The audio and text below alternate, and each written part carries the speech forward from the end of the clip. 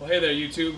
Doing another quick video on the classic. If you're a dad, you know exactly what this is about. My kid has a flat tire, and it's never the front tire, which is the easiest one. It was the back one.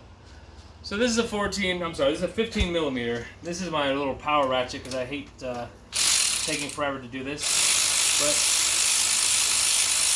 But we have to take this nut off on this side, if you can see. On the other side, there's another one. Equally the same, 15 millimeters.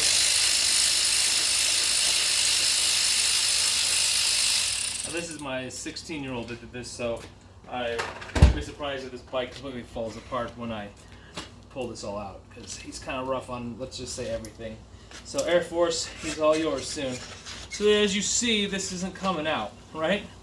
Well, I'll show you why. So right here, this is your brakes. Your brake pads are holding on. So you gotta loosen the brakes. So you basically grab the brakes, you wiggle them. There's a little piece right here that this sits into. You just squeeze them together, and then this will slide out. So then, put your hand here and your thumb here, and you kind of rotate the gears like this. That way you can pull this guy out. You don't need to remember what gear you're on. It'll kind of figure it out for you.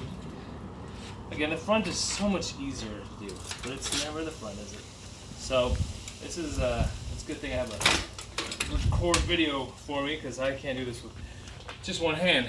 Here it is. So now, what I like to do, you have a pump, which you should have a pump. If you don't have a compressor, I would say you should have a compressor.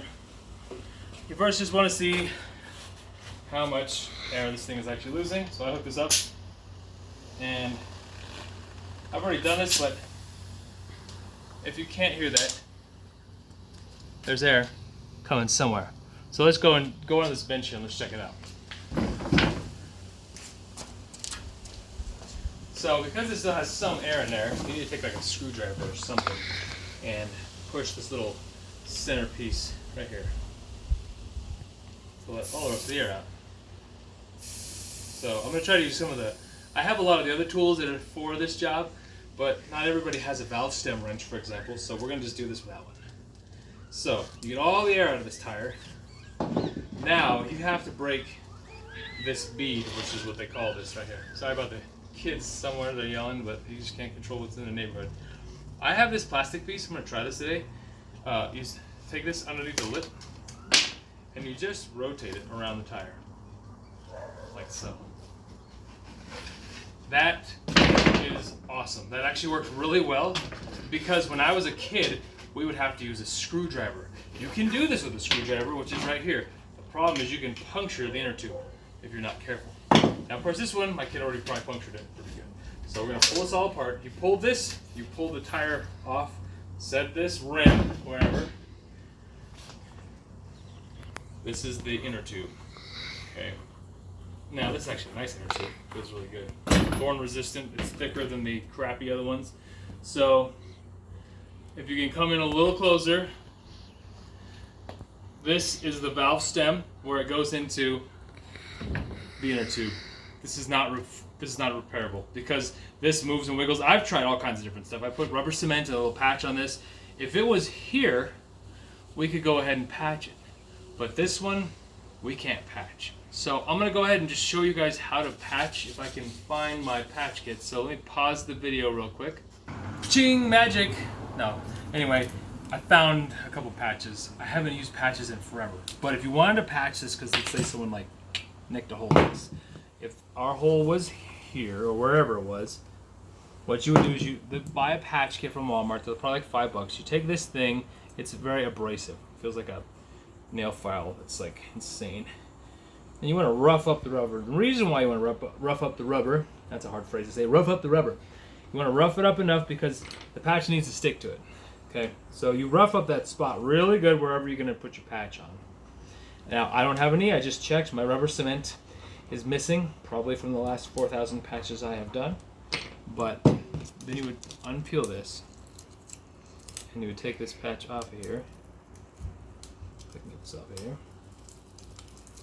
And you peel this back. See how this? I'm going to use up a patch, so you're welcome, YouTube. This is for you. You take this patch off here, and then you would wet this down and wipe this down very clean surface. Okay, so I know the people out there are going to go, well, how come you didn't clean it? This is why I'm just showing you. You would take the patch, put a little bit of rubber cement on there, and you put this patch down. This is supposed to be sticky, but again, the bottom is where the rubber cement, you could put a little bit around there, and they would press that on there, and that will be your quote-unquote patch. Problem is, there's no patching this. This is just gone. So, adios, it's been fun. We throw this away, and we get a new one. They often come like this. So, keep it thin like this. It's actually easier to air up this way. Here's the trick. Stick it inside the tire, obviously with this end pointing down. You want to put it in here like this. You can do fronts and back tires really, really quickly. I was a camp counselor and I used to do bike tires all the time. I fixed so many bikes, it's insane. Now, it doesn't mean I'm perfect or great at it. I just know how to get it done. Inner tubes are like $5 to $7 kind of still, even with our wonderful inflation and everything else. So get out there and ride your bikes. Don't let your kids' bikes sit there in the garage and be like, oh, I can't fix it. Anybody can do this, okay? I've showed you pretty primitive tools. Here's the pain in the neck. This is what you got to get past. Keep this right here. This is your valve stem. You're going to find the hole on this guy. There it is. You want to push this through here. So, line that up, get it through. Almost. Come on. There. Now it's holding. Now this broke because the valve stem, something went off with it. So I might actually take a little E6000 because it's my favorite glue. And I'm going to put it a little bit around here. The reason is to keep this valve stem from wiggling. It shouldn't, but it does happen. And my kid jumps curbs and other stuff. So point is, when you get this point right here, you're going to push this down. But the tire obviously is not ready. So you're going to flip it over. And then you take your hands and you pry like this. Get the tire over the edge to where it lines up. Now, if you have hands that are not very strong, then this can be a little bit more difficult. But once you have it in, now I have the tire in here. Now I got to get the beads inside that groove. So you pop one end like this, and then I always do both. So I pinch the tire together, walk it around. It's going to get tight as you go down this. So it looks easy now, but it's not going to stay that way.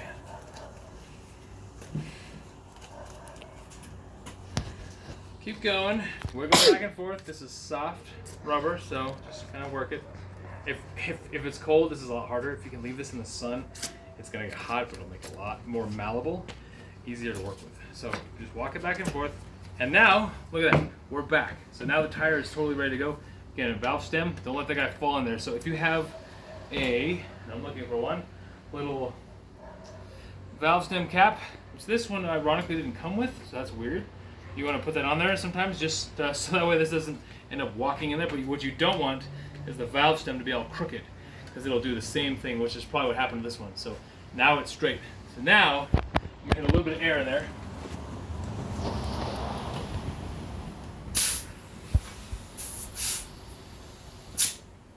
Now, there's no leaks that you hear right now. So we have the tire replaced, or the inner tube rather. Now I got to put this guy back on. Again, this is kind of a pain. We're going to come back over here. Remember, your gears are on the side where the chain is, so that's nothing too crazy. It was on some gear, don't care, because it will get back on there when we put it back all together. So pull this out, drop this in, and let this go.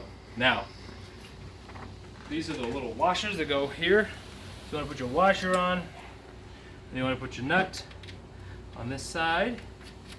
If you have a tool, again, for mine is 15 millimeters. We're going to tighten this.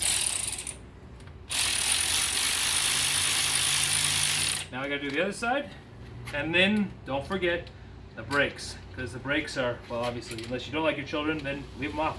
But I like my kids, so. So we're almost there. Okay, got it. So now this is set to 45 pounds for torque, so that's fine. Now we got to get this back here. So I'm going to lift this up so you can see. This just comes down, and you bring this over. Where's my little marker here? There it is. Bring it across like that. It sits in there. Now give the brakes a pull. Whoop, make sure they actually work. So this is the rear. It's not. Now it's working. So now my kid can brake this again. So anyway, thanks for subscribing, guys, and liking the video, and well, we just did the front ones here, so it's the exact same. It's just a little bit easier. So thanks for everything, guys, and we'll see you next time.